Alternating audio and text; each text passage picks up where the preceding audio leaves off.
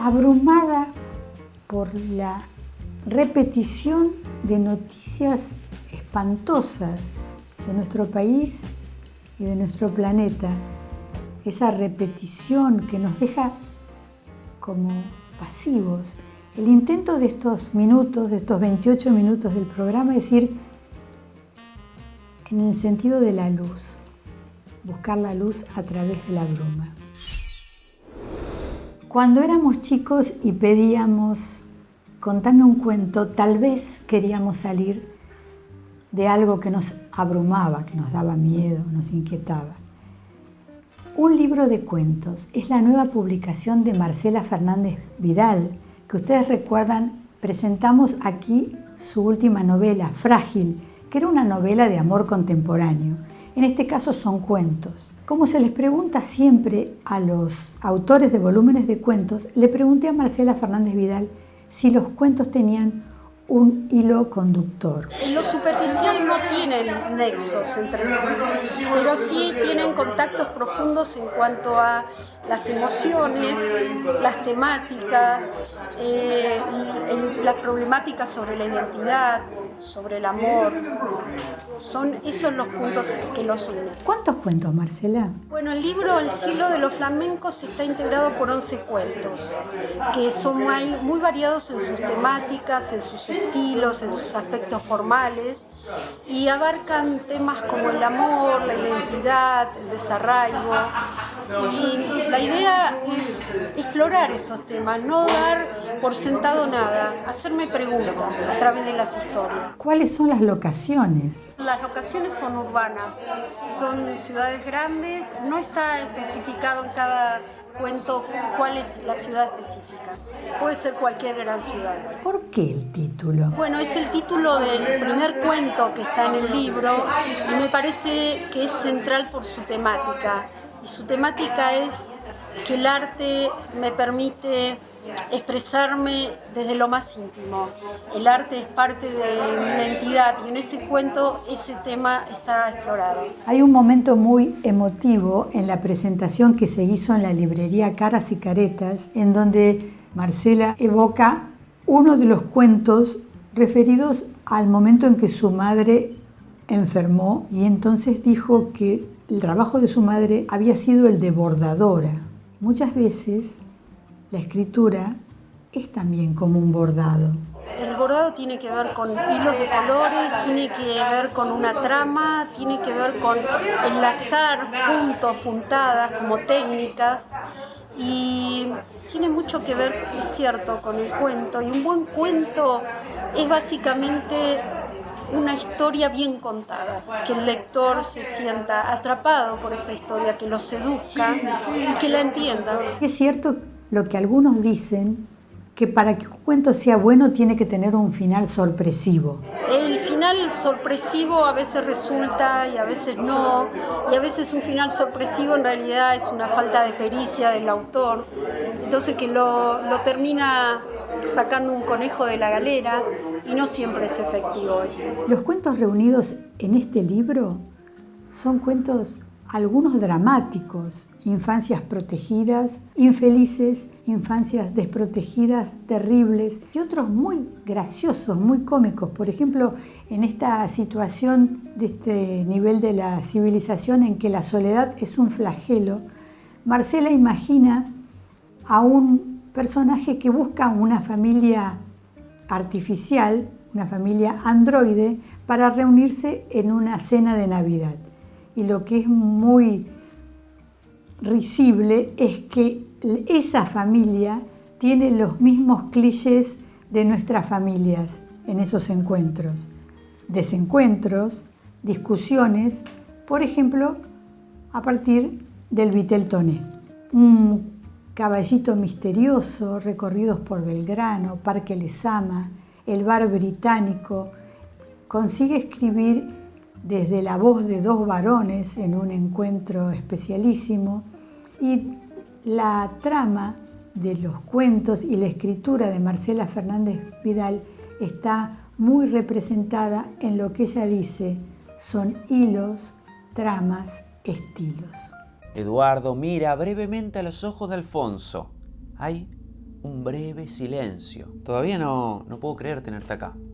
No pensé que iba a ser tan fácil concretar un encuentro con vos. Comenta Eduardo, esbozando una sonrisa moderada. Mirá, es fácil encontrarme para el que quiera.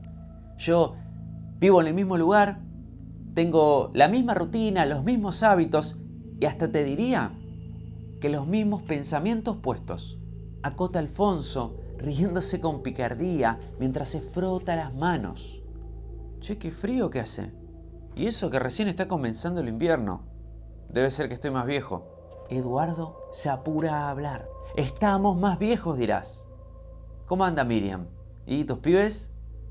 No me acuerdo sus nombres, pero ya deben ser unos hombrecitos. Sí, son hombrecitos ya. Felipe y Santiago se llaman.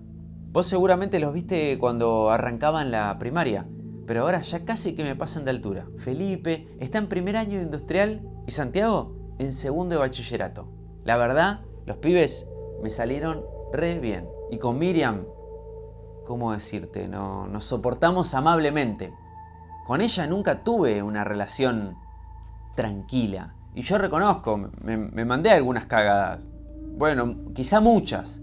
Pero bueno, ahora estamos más estabilizados, no sé. Quizá más resignados. Tal vez sea la edad, ¿no? No sé si es el término técnicamente correcto para definir qué estamos pasando. Si ella me escuchara hablar así, me putearía. Pero bueno, digamos resignados. Pero, pará, contame de vos. No es cortés que arranque yo, sos el recién llegado. Y además te tengo acá delante mío, vivito coleando.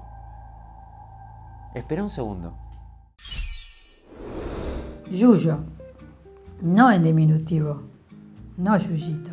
Yuyo Noé, 91 años, presentó en el Montref, en el Museo de la Inmigración, que es ese edificio en donde llegaban los inmigrantes que venían saliendo del hambre de Europa.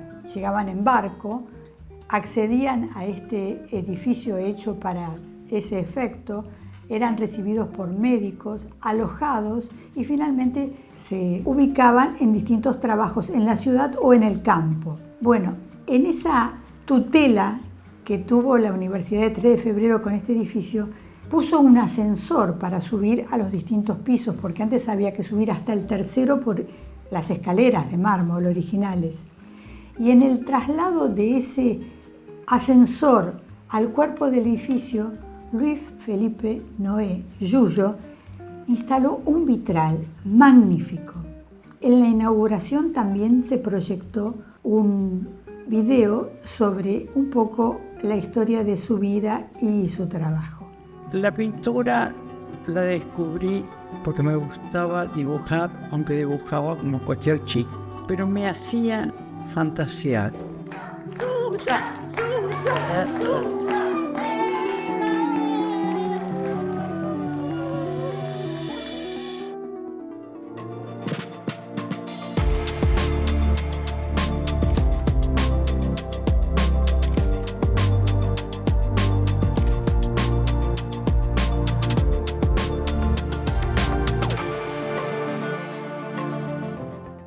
Cuando yo terminé el bachillerato, mi padre me dijo, bueno, estudia pintura si querés, pero con un año. Yo elegí a Horacio Butla. Y sucede realmente ahora por qué lo elegí. Porque dentro del Salón Nacional era el que me parecía más moderno, el más vigente y sobre todo por el color.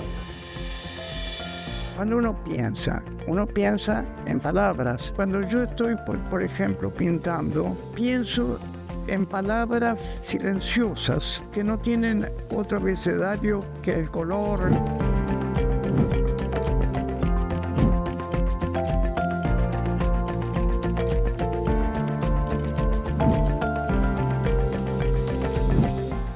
Lo que me pasa con Entreveros es una complejidad ya de ahora que acumula ciertas experiencias mías de ahora, una cantidad de aspectos distintos. Hace que es una obra que en este momento me satisface.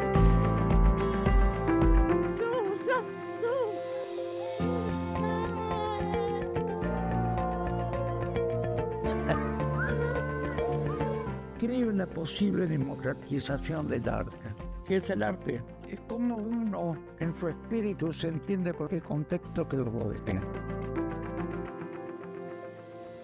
Aprovechando esta inauguración, le pregunté al rector emérito de la Universidad de 3 de Febrero, al sociólogo Aníbal Josami, cómo es que transcurre esta etapa en que la Administración Nacional no ampara ni ajusta el presupuesto de las universidades públicas. Parecen incorrecto que lo que dices, que parecen estar abandonadas, pero más que abandonadas, yo diría denostadas. Nosotros seguimos haciendo todos nuestros proyectos contra viento y marea y los vamos a seguir haciendo. Es una característica de esta joven universidad que nació hace poco más de 25 años y que en este tiempo hemos llevado adelante muchísimas iniciativas. Nos sentimos muy respaldados por la gente, muy respaldados por el público en todas nuestras actividades, tanto a nivel científico como a nivel cultural, a nivel de los museos, absolutamente en todo. Y bueno, nuestro plan es seguir adelante. Esto que se inaugura hoy es una muestra de ello. Es el primer mural que hace Yuyo Noé, su primera obra en altura también, porque está aquí a la entrada en el tercer piso del museo, donde va a permanecer por siempre. Mañana estamos inaugurando una muestra sobre la inmigración de la región del Basilicate de Italia en la segunda sala del Museo de la Inmigración. Bueno, y tenemos un plan de actividades muy grande previsto para el resto del año. Hablando de los 91 años de Yuyo Noé, les quiero traer lo que conversé con el doctor Diego Bernardini, que es un especialista en gerontología, que tiene la tutela de posgrados en México y España, libros publicados sobre el tema, al que le pregunté por qué no queremos ser viejos si es inevitable. Bueno, depende. Yo creo que primero hay personas que se sienten muy bien con el paso del tiempo, más allá de que eso implica desafíos, implica determinados riesgos. Pero también esta pregunta tiene una respuesta en el sentido de decir que hablar del paso del tiempo es un tema muy complejo, particularmente para las mujeres, que va también tan ligado a lo estético, pero es muy complejo porque todavía seguimos anclados en viejas ideas, pensar que todo joven es exitoso, que todo joven es bonito, que todo joven tiene...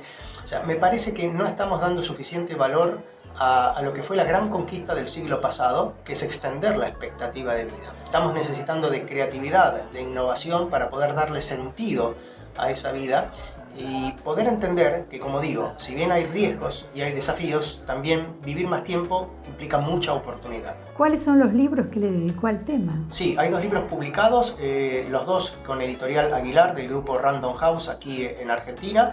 El primero es De Vuelta, que es una selección de diálogos muy profundos con personas que vivieron mucho y lo cuentan muy bien.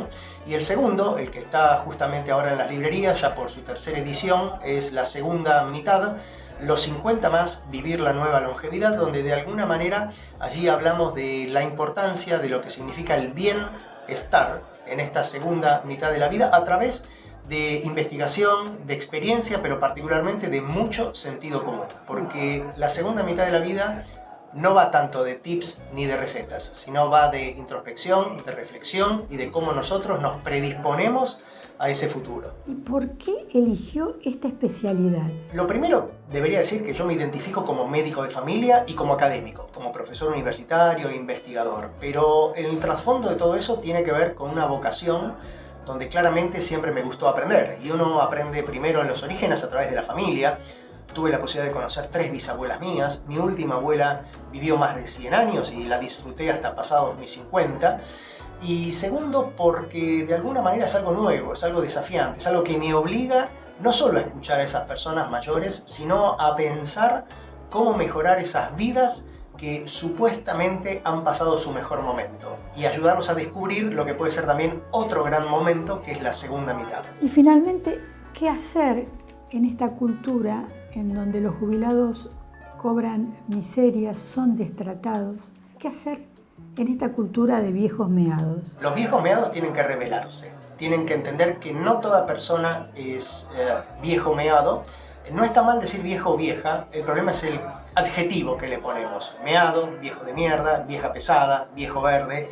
Yo creo que lo que tenemos que hacer es rebelarnos, porque en definitiva es rebelarnos contra esas fuerzas sociales todavía ancladas en el pasado, que no entienden que lo mejor que nos puede ocurrir es vivir más tiempo. Y cada uno de nosotros no solo queremos vivir más tiempo, sino ser partícipes de nuestra vida, tomar decisiones por nosotros mismos, ser sujeto de derechos, entender que vivir más tiempo nos da oportunidades de pasarla mejor y no podemos dejar que eso lo decidan otras personas que puedan tomar decisiones, como sabemos, no adecuadas por el solo hecho de decir o pensar que somos viejos meados. Agrego que en la Argentina 8.125 personas tienen alrededor de 100 años, 6.000 son mujeres, y que últimamente en Clarín salió una nota firmada por Pacho O'Donnell, que también escribió un libro sobre la vejez, La nueva vejez se llama.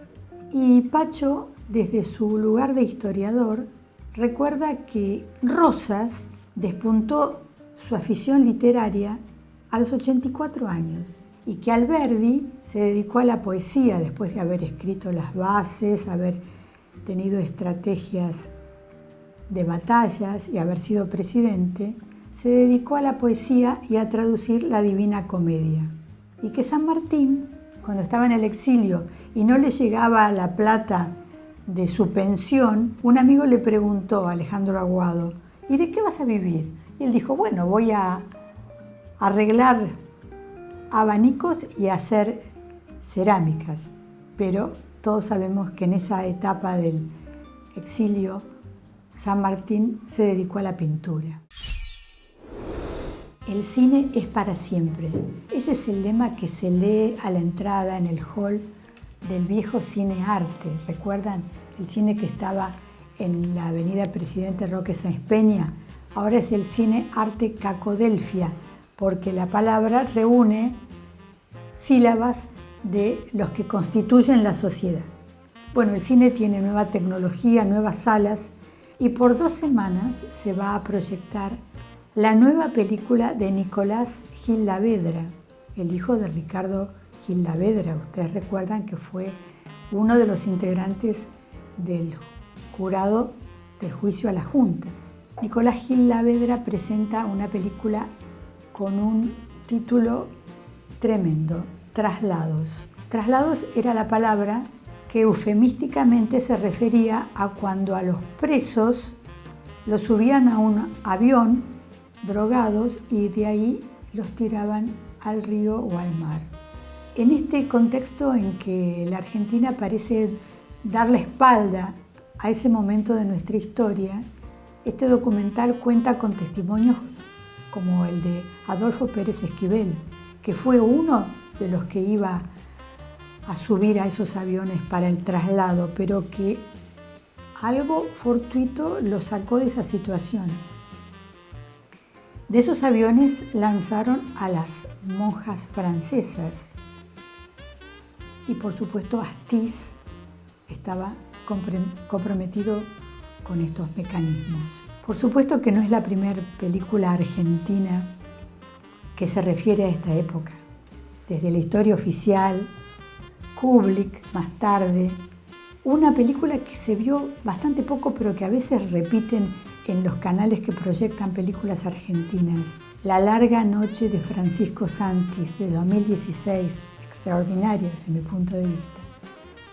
Y también la última, 1985. Nicolás Gil Lavedra dice que él nació en el 83, así que todo esto es previo a su nacimiento, pero que la hizo para que los jóvenes sepan de este tramo siniestro de nuestra historia.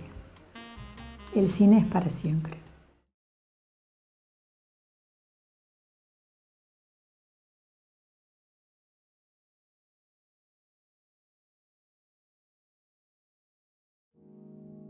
Se desarrolló en Buenos Aires una nueva edición de la Feria Arteba. Arteba, ustedes saben, ha tenido muchísima resonancia en nuestro país y en el exterior porque concentra a muchos artistas. En esta edición 400 artistas, 65 galerías de 16 ciudades, París, Miami, Punta del Este, Rosario, Salta, Buenos Aires, por supuesto. Y esta edición de Arteba trajo una sorpresa, un cuadro que había sido pintado por Berni. Estuvo 30 años oculto en su taller en Francia, debajo de una frazada. Este cuadro de Berni, que es un collage que tiene hasta 3 centímetros de espesor, la textura de cómo trabajó el artista esta obra, se llama La Torturada, Confesión Lograda, y se expuso solamente en 2016 en un museo en Neuquén y ahora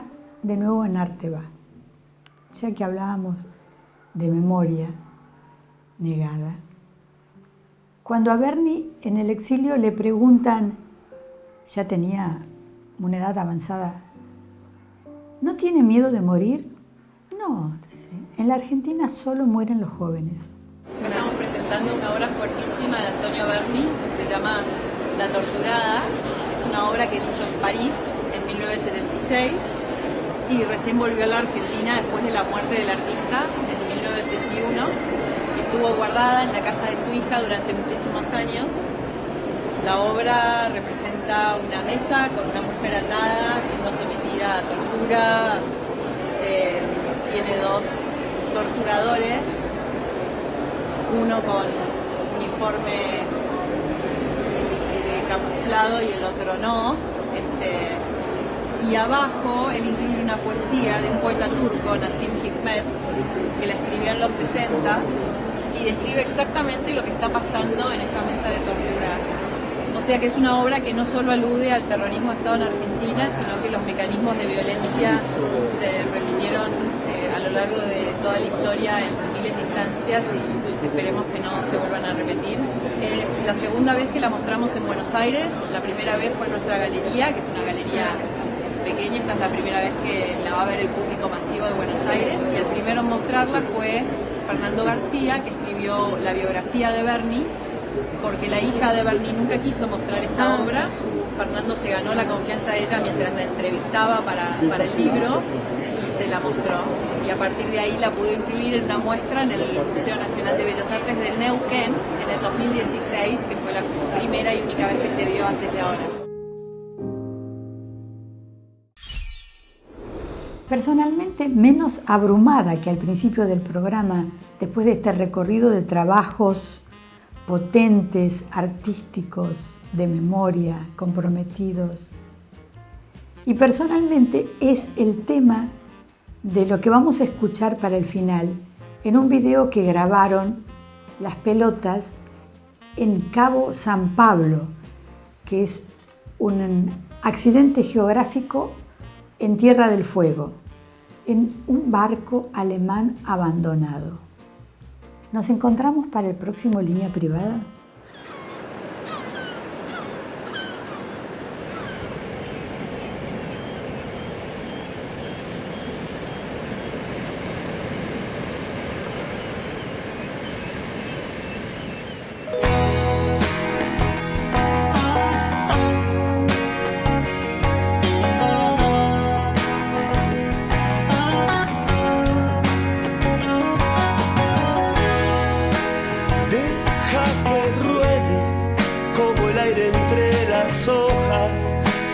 Oro, todo es sal. Que llegara el día que no quemen sus recuerdos, que se apagará el dolor. Personalmente creo que todo esto es una locura. Personalmente creo que todo esto es una locura.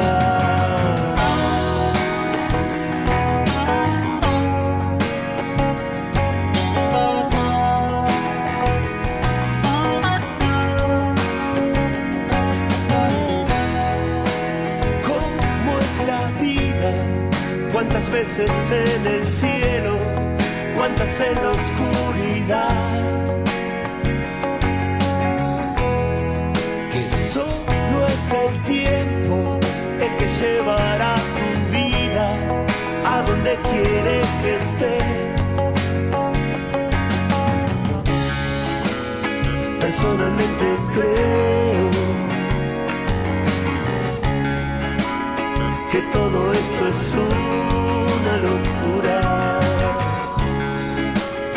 Personalmente creo que todo esto es una locura.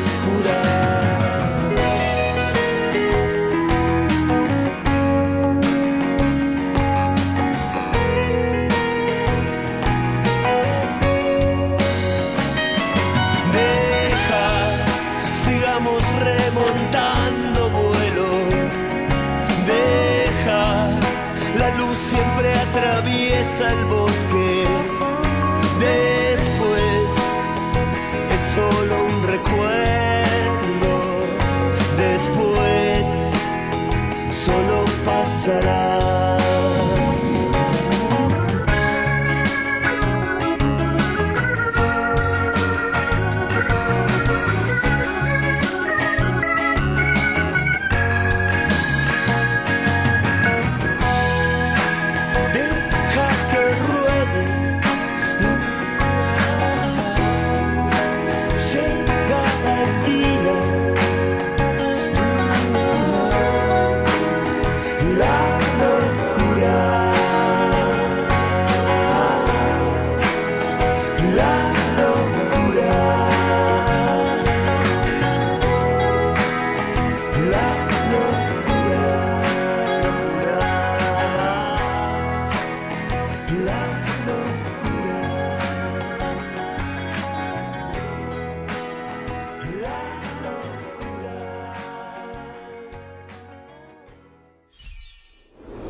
Medife, sabemos que es fundamental la excelencia médica. Eso está representado en nuestro Sanatorio Finoquieto, que trabaja para poner a la salud en lo más alto. Asociate hoy en medife.com.ar con descuento por 1 año. Medife, estamos con vos. Las apuestas online pueden afectar mucho a los jóvenes, así como a sus familias. Aunque no lo veamos, pasa. Empecemos por conversar. Llama al 0800-222-5462. Municipio de Morón, Corazón del Oeste.